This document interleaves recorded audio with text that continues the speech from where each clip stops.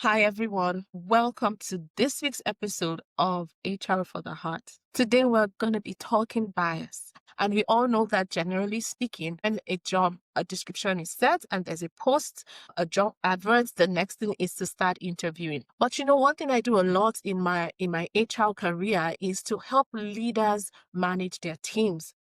Now, a big part of the work in this regard is training folks on the concepts of bias. Now, here's the blunt truth.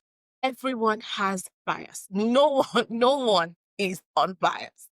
Why? Because we see life and we interpret events of life based on our experience of it or based on the knowledge that we have of the subject matter.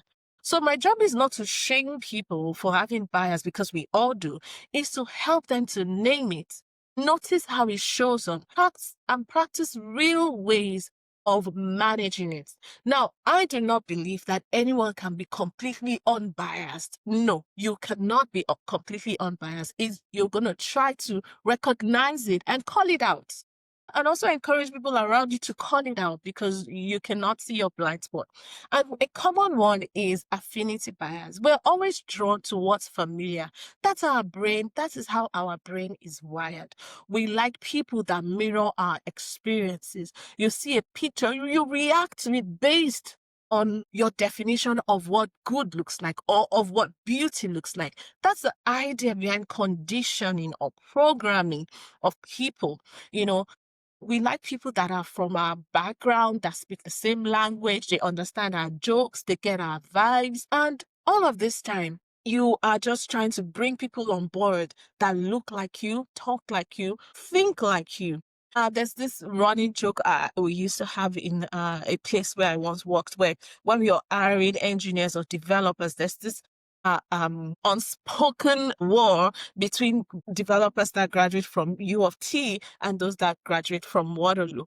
And I know that most managers, they gravitate more towards the people that are from their alma mater. So it looks like, oh, if you can graduate from this school, which I think is awesome, then you must be awesome. Suddenly, a resume suddenly gets a halo effect, and all their answers just sound that more impressive. Now, did we hire them because they're actually the best fit, or we hire them because they remind us of ourselves? Now, here's the truth. HR mirrors life. And that's why I know that when you use HR systems to build your life, you are actually being on the right track, because HR mirrors life. And so in relationship, we also do the same thing. We like people that are like us. Okay, let's do a quick test. Look at the friends you surround yourself with. When was the last time you and your friends disagreed? You had a full-blown argument. You were respectful, you were, courteous to one another, but you disagreed flat out on something, and you were still friends. Nothing happened. That's something that tells you something very important, because our environment shapes our taste. And believe me, environment here isn't just about geographical location. It's about family patterns. It's about community. It's about places where we call safe spaces. It's about the book, the media, the things we consume in and out. Those things determine your mental weather. It says whether it's going to be snowy, rainy, cloudy, with a glimpse of sunshine. It sets your mental direction or mental GPS. And all of it nudges you towards certain kind of people and away from others. So when bias shows up in dating or in relationship, it often looks like choosing people that remind us of our happy place, usually maybe 4 times in our childhood, or fun experiences, people that take us back to that place of nostalgia. Sometimes these patterns are not healthy, but we still want to go there. So staying in the same type of relationship or dating the same kind of people because it feels good, because it feels known, not because it's good. So assuming someone is right because they come from your background and check a familiar box is not the right approach. So if you want to manage bias in relationship and stop bringing on the wrong people, you have to start with curiosity, not judgment. No judgment here.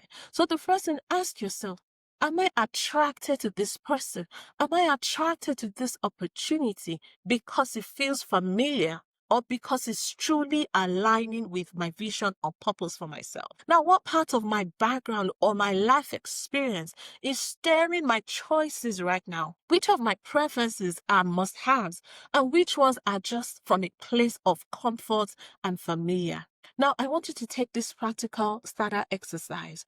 Write down one recent choice you have made in life, in relationship, maybe friendship you accepted or just started, a date you agreed, to, or someone you're seeing or you're dating, and ask yourself, what made me say yes to this thing? What made me say yes to this proposal, to this offer, or to this relationship? Because it's familiar, because it's convenient, or is it rooted in values? Is it basic attraction? Is it fear? Is it anxiety? Note one alternative candidates that you may have ignored when you are doing this hiring because of your bias is people that don't look like your type. You've heard people say that. You're dating someone and say, it's not my type. It doesn't fit, it's not my type. So list one reason you could have given them a real chance. Think back and say, okay, if I didn't have this, view of them, could I have given them a real chance? So these are things you must do intentionally. Again, it is true for the workplace as it is true for life. You have to call out your bias and actively look for ways to manage it.